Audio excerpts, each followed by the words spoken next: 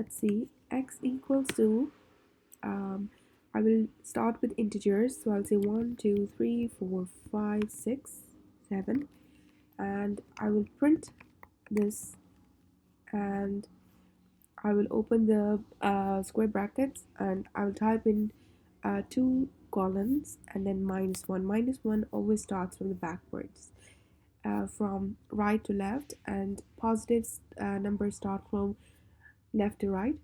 And I will just play this, okay, and you can see that we have it backward from 7, 6, 5, 4, 3, 2, 1, which is backwards.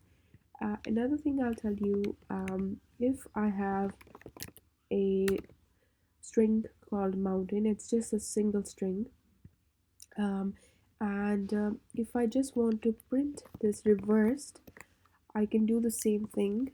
I can uh, do the same thing. I could just add two columns and minus 1, and you can see that mountain has been reversed. If I have a list of strings, so I have tree, leaf.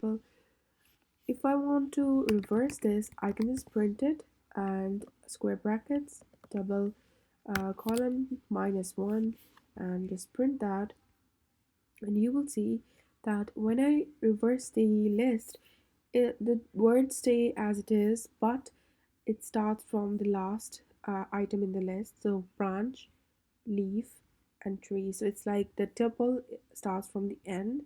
So it's branch, leaf, and tree. However, if I have one string, one word string, it starts. So it just goes backward from alphabets like NIATNONUOM of mountain. So it's very easy function. You can just easy to reverse anything.